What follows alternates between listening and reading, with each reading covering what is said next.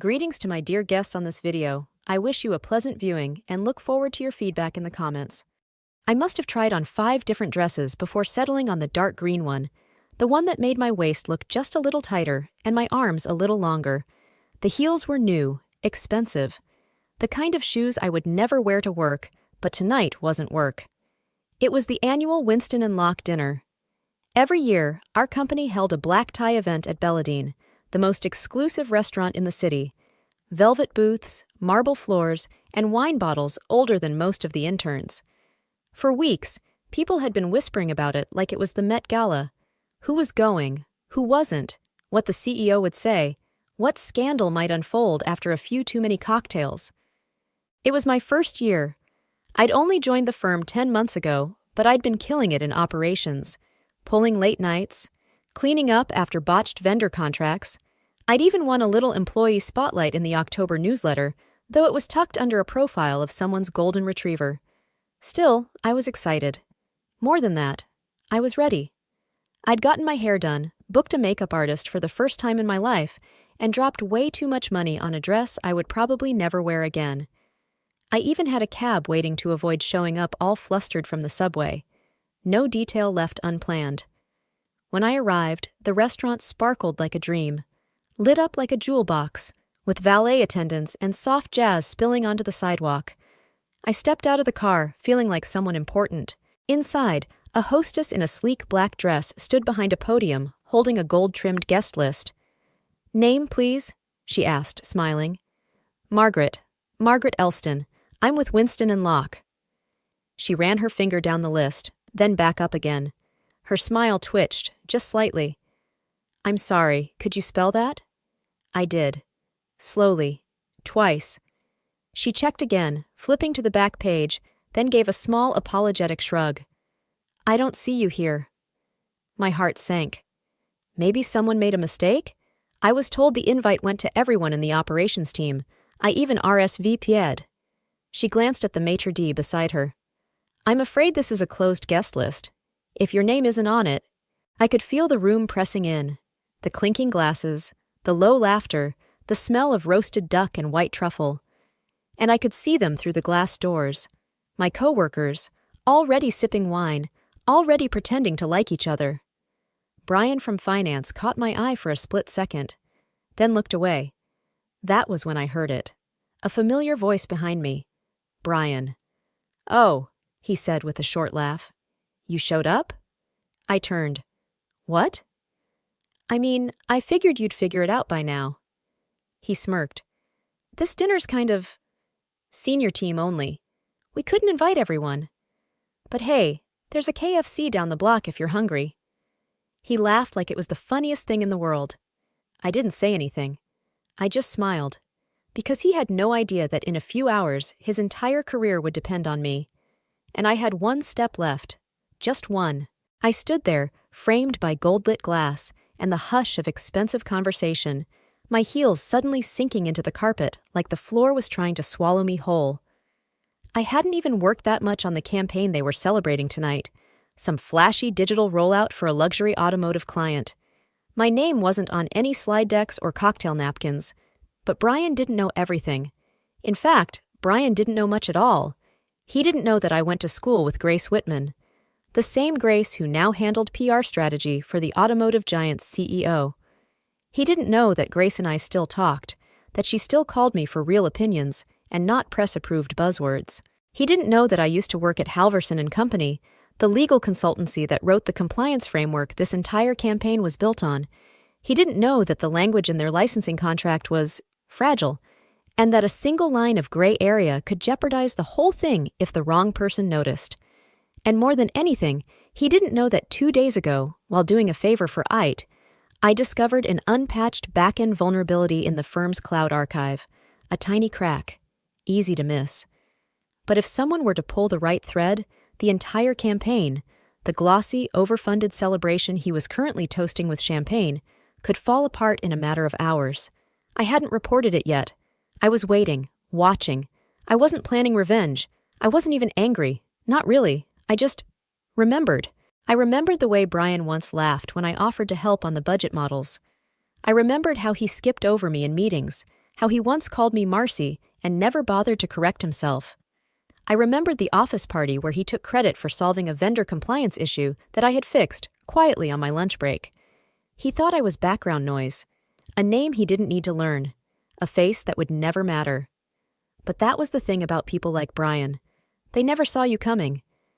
And now, as he turned back into the glowing warmth of the restaurant, smug and stupid, I stood just outside the frame.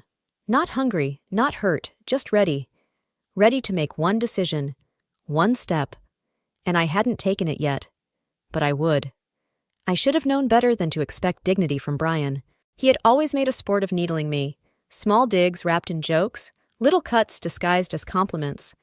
It started with where I was from. A small town nobody cared to Google, where kids grew up fast and options came slow. My dad was a mechanic. My mom worked nights at the Dollar Save. We didn't have vacation homes or networking events. We had casseroles and oil-stained hands, and I was never what you'd call polished. I'd always been soft, softer than most girls, chubby in a way that made me try to disappear during group photos. I didn't own a straightener until college. I only learned what toner was 6 months ago. And even now, even after years of clawing my way up, I still catch myself holding my stomach in when I pass glass windows. Still hear the way Brian once said, "You've got such a friendly face. You remind me of a lunch lady." I laughed then, pretended it didn't hurt, just like I did now. "You could try KFC," he said again, his voice slick with mock sympathy. "That's more your speed, right?" My hands clenched the tiny clutch I bought just for tonight. Cream satin with a gold clasp, the most elegant thing I owned. I forced a smile. "Thanks, Brian. I'll keep that in mind." He smirked, already turning toward the lobby, toward the warm lights and flowing champagne, toward the people who mattered. But what he didn't know, what none of them knew, was that I wasn't just a nobody in operations. I wasn't a mistake on a guest list or a filler name on an internal memo. I was the reason the Henderson contract even moved forward last quarter. I was the one who flagged the offshore clause they nearly missed, the one that would have left the company open to litigation from 3 separate countries. I was the one who quietly looped in the senior legal team through a friend of mine at Durham and Stratton and saved the entire quarter's numbers. But they never asked. They never noticed. And now, Brian had made a choice, to humiliate me, to laugh at me, to treat me like I didn't belong. It was a mistake, because I was done being quiet. And soon, very soon, Brian would understand exactly how much I'd been holding back. Just one step, one email, one conversation, one truth dropped into the right pair of hands. That was all it would take. And I had it, right, in my pocket. I still remember the sound the front door made when it shut, that hollow wooden thud that meant nobody else was home. Our house in Willow Bend was never much to look at, peeling white siding, a driveway that turned into mud every spring. But it was ours. My father bought it with a VA loan, the only thing his time in the service gave him that lasted. My mother filled it with second-hand furniture and endless hope, and I grew up in it, watching the mold crawl across the ceiling like a slow bruise and pretending the heat still worked after October. When my father died suddenly and the medical bills came for my mom, we didn't have time to be sentimental. I was 22. I signed the papers myself. We sold the house for just under $90,000. That money was supposed to go to rent, food, a car, survival things. But I did something different. I bought a foreclosure on the edge of a gentrifying neighborhood. I spent 6 months fixing it up with my own hands, learning everything from YouTube tutorials and gruff contractors who assumed I was someone's girlfriend. I rented it out for double the mortgage. Then I did it again, and again. By the time I was 25, I owned 3 properties and had no debt. My taxes were messy. My fingernails were always chipped. But I had something no one could take away from me: leverage. I didn't talk about it much. People got weird when the chubby girl from nowhere had money. Or worse, when she was smarter with it than they were. The first person who actually saw me was Mr. Harrow. I'd enrolled in a local community business program just to make sure I wasn't screwing up my accounting. He was a guest speaker on logistics strategy, and I asked him a question after class about distribution bottlenecks. He looked at me for a long moment, then said, "You're not just managing cash. You're building something, aren't you? I shrugged. I want to run something of my own someday. A firm, maybe even a logistics consultancy. You will, he said without hesitation. You think like a manager already, not just top-down, inside out. That sentence stayed with me. Every job I took after that, including Winston and Locke, was chosen with precision. I didn't need the paycheck. I needed the experience, the structure, the dysfunction. I wanted to learn how big companies operated and how they fell apart. I watched middle managers make power plays.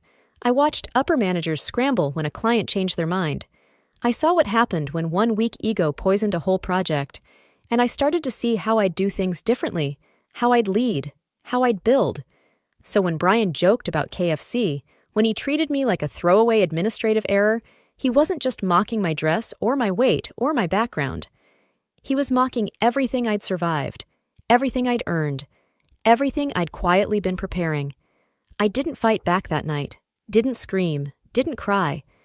But I did make a call the next morning, one that would turn the ground beneath Brian's feet into quicksand, because I was done being the girl they forgot to include. I was ready to be the woman they answered to. I didn't sleep much that night, not because I was angry, not exactly. The anger had passed. What came after was colder, quieter, clarity. They hadn't just left me off the list. They'd made it clear I didn't belong, at least not in their eyes. But I didn't need to scream or set fire to the place to make a point. I just needed to leave and take everything I knew with me. At 8:03 the next morning, while the others were still recovering from their wine-soaked victory toasts, I opened my laptop and typed a short message. Subject: coffee? Hi, Natalie. I'd love to catch up. Are you still looking for someone to lead implementation over at Stratfield Group? Let me know. M. Natalie Tran was the operations director at Stratfield, one of Winston and Locke's main competitors. We'd met at a networking panel last spring and hit it off. Unlike Brian, she remembered my name. And unlike the smug inner circle I'd been orbiting for nearly a year, Natalie actually listened when I spoke. Her reply came 20 minutes later. Yes, let's talk today. I've been hoping you'd reach out. By the end of the week, I'd signed a new contract. Senior Operations Associate, client-side strategy, flexible hours, with a clear growth path. They didn't lowball me. They didn't ask where I came from. They asked what I wanted to build. And I told them. Stratfield was different. The team was sharp, hungry, but kind. There were no performative meetings, no ego contests. Everyone pulled weight. Everyone gave credit. It felt like stepping into a room where the air wasn't just cleaner, it was breathable. And I bloomed. Within 6 months, I was promoted. By month 9, I was handling 2 of our biggest logistics clients, one of which Winston and Locke had been courting unsuccessfully for years. I never rubbed it in. I didn't need to. The numbers did the talking. And then, one afternoon, as I stepped out of a client debrief meeting, Natalie stopped me in the hallway. Hey, she said, smiling. Small update. We just got a call from Henderson Group. My eyebrows lifted. The automotive client? She nodded. Yeah, they're pulling out of Winston and Locke, looking for new partners. I think they're disillusioned. I smiled politely, like it wasn't the sweetest thing I'd heard all week. And guess who they asked to speak with first? She added. You.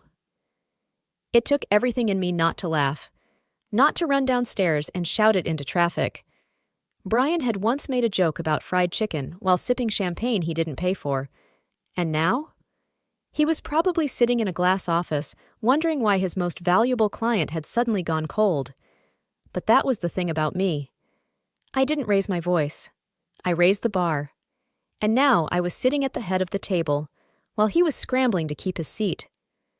Long before I walked into Stratfield's sleek, sunlit offices, I knew Winston and Locke would come knocking. It was inevitable. We were circling the same clients, bidding on the same contracts, presenting at the same conferences. And unlike Winston, which had a bloated executive layer and outdated workflows, Stratfield was lean, sharp, and hungry. Natalie had even warned me early on. They're not going to like that you're here, she said over coffee our first week. You were one of their inside people, even if they never treated you like one. I just smiled. They don't even know I left.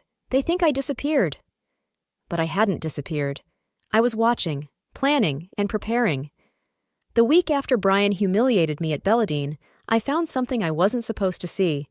I was doing a routine system backup, part of a side favor for the overwhelmed IT analyst at the time, when I noticed something odd. A shared folder on Winston's internal server with no encryption and only partial firewall protection. Someone had misconfigured a syncing protocol during a security update, and for roughly 48 hours, that folder had been wide open to anyone with access to our internal project tools. Inside were drafts, contract templates, pitch decks, internal notes, compliance reports, everything from vendor discussions to campaign strategy. I didn't copy everything. I'm not that reckless. But I did take the documents that mentioned our clients by name, especially those tied to licensing structures, client-side dependencies, and pricing projections. I didn't take them for revenge. I took them because I knew I'd need them one day. And now, that day had arrived. Winston & Locke was officially on Stratfield's radar. One of our newer clients, a major logistics and warehousing firm, had received proposals from both us and Winston. The deal was worth millions, a multi-year implementation across 5 continents. The kind of contract that rewrites balance sheets and builds careers. Natalie called a strategy meeting. "I want full analysis," she said. "I want to know their playbook before they even get in the room." I already had it, tucked into a private folder on my desktop, labeled innocuously as Market Reference East. I'd been updating it over time, checking public releases, internal rumors, even comparing their proposals when clients forwarded them for feedback. I didn't alter anything. I didn't fabricate. I simply connected dots no one else could. I knew their blind spots, their weak language, their tendency to overpromise on back-end development timelines. I knew Brian's pitch rhythm, where he would get cocky and where he'd hedge. So when Natalie asked, "Do you think we can outbid them?" I answered without hesitation. "Not only can we outbid them," I said, "we can outmaneuver them." Because what Winston and Locke didn't realize is that they hadn't just excluded someone from a dinner. They had handed a strategist to their biggest threat, and I was no longer sitting at their table. I was setting it. I spent the next 2 weeks working behind closed doors. No team meetings, no Slack chatter, no public document trails with my name on them. I didn't need recognition. I needed precision. The negotiations with Lexicon Freight Systems, the multi-million-dollar logistics firm both Stratfield and Winston and Locke were courting, were scheduled for the end of the month. It would be a closed-room pitch followed by a private Canda session between executives and consultants. Winston and Locke had already confirmed their team, 2 partners, 1 analyst, and, of course, Brian. I saw his name on the shared vendor update when Lexicon forwarded us the list. My pulse didn't spike. I didn't get angry. I just smiled, because I knew Brian wouldn't expect me. He wouldn't prepare for me. And if I stayed hidden long enough, I could guide the entire deal from behind the curtain without him ever realizing I was there. So I made a request. During a prep call with Natalie and our senior strategist, I said casually, "Keep me off the participant list." Natalie raised an eyebrow. "Why?" "I want Brian blind. The moment he knows I'm here, he'll overcorrect. He'll get careful, and I want him comfortable, arrogant." Her smile was slow, delighted. "You're not just going for the win, are you?" "I want him to dig his own grave," I said simply. "I'll hand him the shovel." She leaned back in her chair and laughed softly. "God, I love you." So that was the plan. Publicly, Stratfield's pitch team would include Daniel from client development, Tina from financial modeling, and Natalie as the lead. Privately, I would be orchestrating every word. I rewrote the proposal language, cleaned up our cost models, crafted soft rebuttals for every predictable claim Winston would throw at Lexicon. And just for fun, I added a quiet little clause to our delivery strategy, one that directly addressed a supply chain redundancy issue Winston had repeatedly failed to solve in past pitches. Something Brian had hand-waved as industry noise. It wasn't noise. It was bleeding money. But he never noticed, because people like him didn't look past the mirror. So while he polished his smile and prepared his usual show, I layered our strategy with substance, with traps, with contrast so stark it would make their pitch look like a high school group project. They wouldn't even see it coming, because Brian still thought I was invisible. and I was about to become unforgettable. The meeting room at Lexicon Freight Systems looked like it had been designed to intimidate. Steel-framed windows, black marble conference table, chairs that creaked if you shifted wrong, just to remind you not to. Natalie and the rest of Stratfield's official team were already seated when Winston and Locke entered, suits pressed, smiles sharp, confidence oozing like perfume. And right in the center of their team, Brian. His hair was slicked back, probably too much. His tie, some loud paisley thing, screamed, "I'm important." He sauntered in like the room belonged to him, like he was doing Lexicon a favor just by showing up. I was in the adjoining observation room, watching through the mirrored glass, every detail playing out in real time. He didn't see me. Not yet. Natalie opened with a calm, composed summary of our strategy, heavy on numbers, light on fluff, just enough substance to set a tone. Then it was Winston's turn. Brian cleared his throat, did that insufferable, casual nod he thought made him look relatable, and launched into his pitch. I recognized every line. I'd written most of them a year ago. But then he pivoted. He pulled up a new slide, one that wasn't in any version I'd seen. And the moment I saw it, I nearly laughed out loud. It was a modified logistics efficiency projection, color-coded, glossy, and completely wrong. I blinked, then looked closer. He'd reused an old model, one that had been flagged for faulty input ranges during Q3 last year. I remembered the incident. He never fixed it, just renamed the file and shoved it into another deck, and now he was presenting it to Lexicon as real-time data.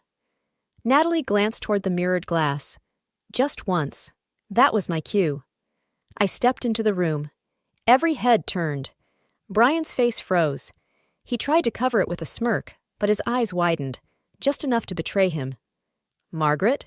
he said, like the word was foreign on his tongue. "Good to see you again," I said, taking the seat across from him. Calm, polished, intentional. "I wasn't aware you were with Stratfield." "I asked not to be on the attendee list," I replied sweetly. Surprise. The Lexicon executive shifted in his seat, interested now. "Miss Elston has been overseeing our comparative review. She's quite thorough." Brian flinched, but tried to recover. "Well," he said, flipping his report closed, "I'm sure she'll appreciate our projections." I took the remote, connected to the display, and pulled up a second version of his chart. "This projection," I said, pointing to the screen, "uses outdated cost curves from 2 fiscal years ago. It also fails to account for Lexicon's expanded European corridor, which you've incorrectly modeled as a static cost line." He opened his mouth, closed it. "Also," I added, advancing the slide, "you've omitted currency fluctuation factors from the South American routes, which, as you know, could alter net efficiency by up to 17%. Silence. I turned to Lexicon's team. "At Stratfield, we reran the numbers using real-time corridor data and dynamic adjustment curves.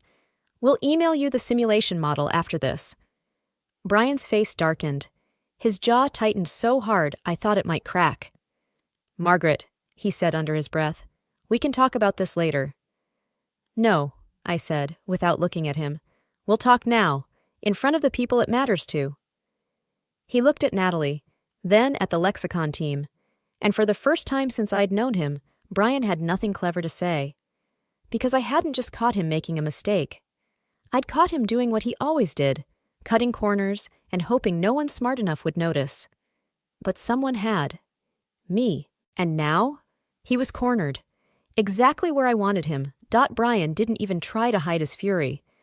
As soon as the meeting adjourned, he all but slammed his laptop shut, his teeth clenched so tightly I thought he might crack a molar. His handshake with the Lexicon exec was stiff, rushed, like a man who wanted to run but had nowhere left to go. I didn't follow him out. I didn't gloat.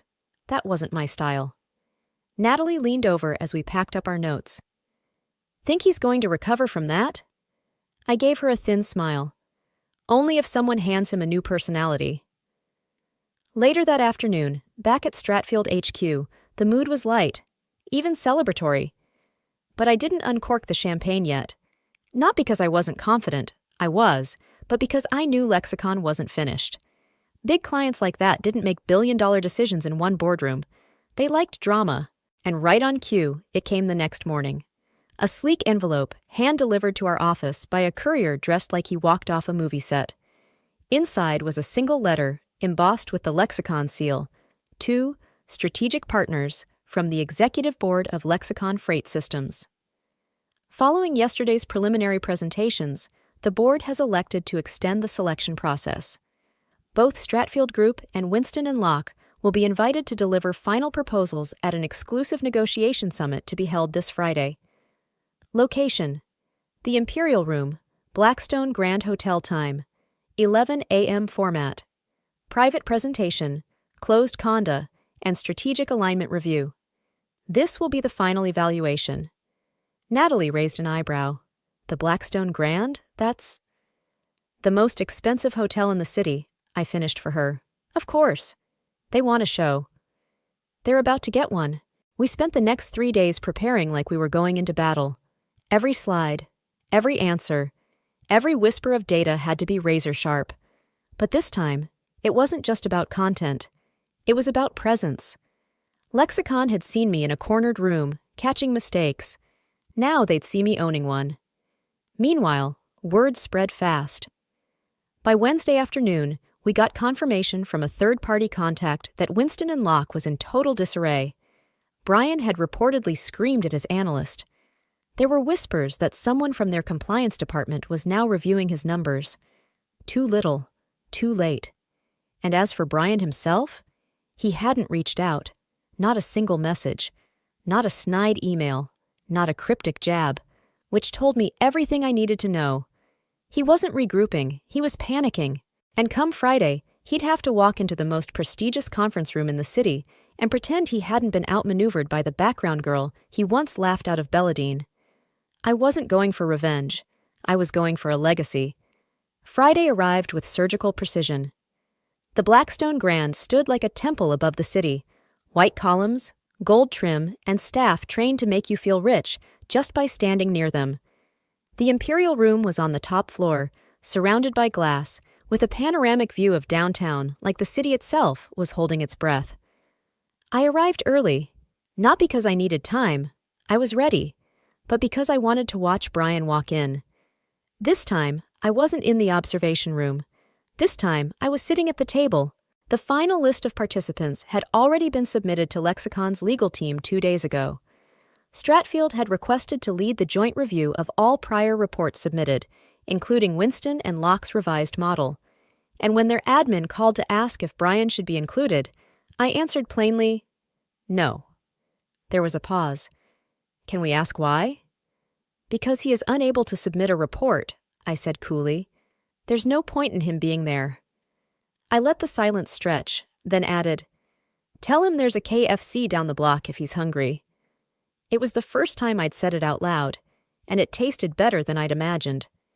Now, in the Imperial Room, I stood by the tall windows, sipping water like it was champagne as Winston and Locke's delegation filtered in. Brian entered last. He paused at the doorway, scanning the table, clearly expecting to see his name.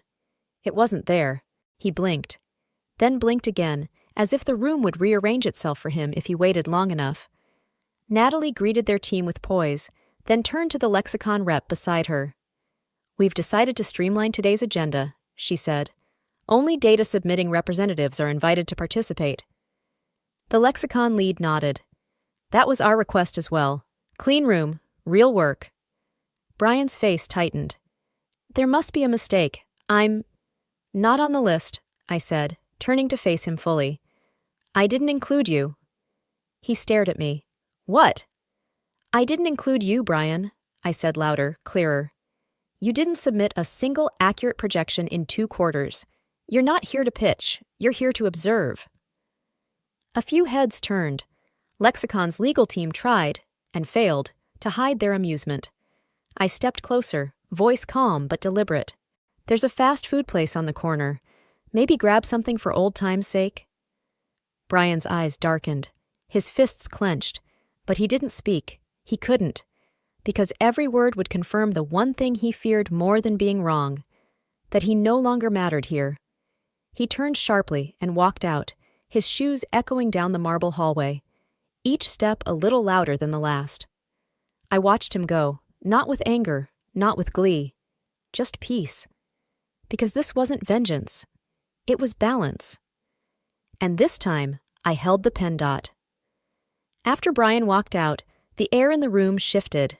It was subtle, like when a plane levels off after turbulence. The rest of the Winston and Locke team tried to pretend nothing happened, but their discomfort clung to them like humidity. You could feel it in their clipped tones and rigid posture. They were exposed now, vulnerable. I sat down at the center of the long glass table and opened my laptop. My slides were already cued, clean, elegant, unflinching. Lexicon's senior director leaned forward. "Stratfield, you may proceed." I didn't stand. I didn't pace or gesture dramatically. That wasn't my style. I clicked to the first slide, an interactive supply chain dashboard I'd rebuilt from scratch, and began to speak. Calm, clear, undeniable. "This is your current logistics model," I said. "What we're proposing isn't just a replacement, it's a reinvention." For the next 40 minutes, I walked them through every layer of our proposal. We addressed their pain points, not with buzzwords, but with actual solutions. Automated load balancing, redundant route mitigation, dynamic fuel cost projections, real-time vendor scoring. I spoke to them like they were partners, not prospects. And they listened. They asked tough questions. I answered everyone. Not because I rehearsed, but because I knew. I'd built this proposal in my bones. It wasn't just numbers on a slide. It was my fingerprint. By the time I finished, you could feel it. That collective pause when a room has made up its mind, but is still pretending to be neutral. Lexicon's lead stood and said, "Let's break for 10 minutes. We'll reconvene for a final vote." When they left the room, Natalie turned to me. "You just buried them." I shook my head. "I didn't bury anyone." She smiled. "Then what would you call it?" "I outgrew them," I said, and finally let them notice. When we returned to the room, Lexicon's senior director didn't waste time. "We'd like to proceed with Stratfield Group," he said simply. "Contingent on the implementation timeline and compliance review, we'd like to begin onboarding immediately." A ripple of reaction passed through the room. Not gasps, not cheers. Just quiet awe. Natalie leaned toward me. "You want the final word?" I stood, smoothed the front of my blazer, and nodded. "Thank you," I said, looking around the table. "We don't take this lightly. You'll get our full team, full commitment, full transparency, starting today." One of Lexicon's lawyers slid a contract folder across the table. "Please note," he added, almost as an afterthought, "we've requested one special clause before execution." I glanced at it. Read it once. Read it again. It was one line. "Winston and Locke employee Brandon H. shall be excluded from any current or future collaborative efforts involving Lexicon Freight Systems and Stratfield Group." I looked up. The director met my eyes and shrugged. "Our team prefers working with professionals who don't fudge data." I said nothing. I didn't smile. I simply picked up the pen and signed.